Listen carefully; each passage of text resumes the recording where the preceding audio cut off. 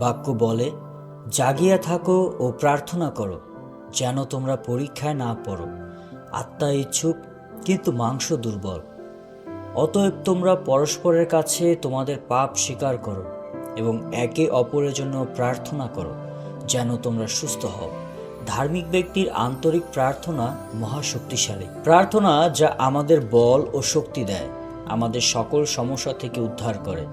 আর আমাদের উচিত যেন আমরা একে অপরের জন্য নম্রতায় ঈশ্বরের কাছে প্রার্থনা করি আর প্রার্থনার মধ্য দিয়ে সেই ব্যক্তিকে ধরে রাখি। তাই আপনার যদি কোনো প্রার্থনা বিষয় থাকে, তবে কমেন্টে লিখে যাবেন, আমরা আপনার জন্য প্রার্থনা করব। আপনাদের শান্তি হোক।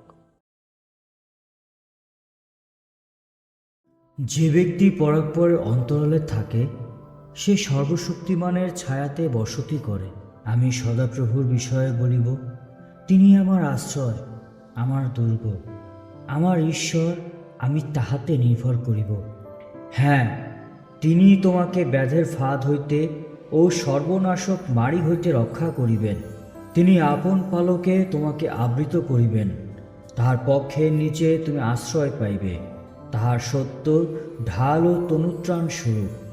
তুমি ভীত হইবে না রাত্রির ত্রাস হইতে, দিবসে উড্ডীয়মান স্বর হইতে, তিমির বিহারের মারি হইতে, মধ্যাহ্নের সাংঘাতিক ব্যাধি হইতে। পড়িবে তোমার পার্শ্বে 1,000 জন, তোমার দক্ষিণে 10,000 জন, কিন্তু উহা তোমার নিকটে আসিবে না। তুমি কেবল সচক্ষে নিরীক্ষণ করিবে, দুষ্টগণের প্রতিফল দেখিবে। হ্যাঁ সদাপ্রভু, তুমিই আমার আশ্রয়। তুমি পরাৎপরকে আপনার বাসস্থান করিয়াছ।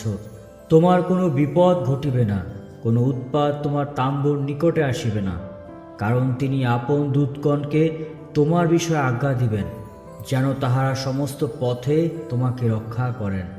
তাহারা তোমাকে হস্ত করিয়া তুলিয়া লইবেন, পাছে তোমার চরণে প্রস্তরে আঘাত লাগে। তুমি সিংহ ও সর্পের উপরে পা দিবে, তুমি যুব সিংহ ও নাগকে পদতলে তুলিবে। সে আমাকে আসক্ত, তজ্জনে আমি তাহাকে বাঁচাইব। আমি তাহাকে উচ্চে স্থাপন করিব, কারণ সে আমার নাম জ্ঞাত হইয়াছে।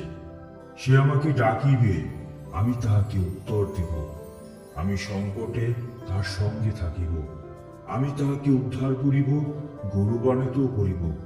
আমি দীর্ঘায়ু দিয়া তাহাকে তৃপ্ত করিব, আমার পরিত্রাণ তাহাকে দেখাইব।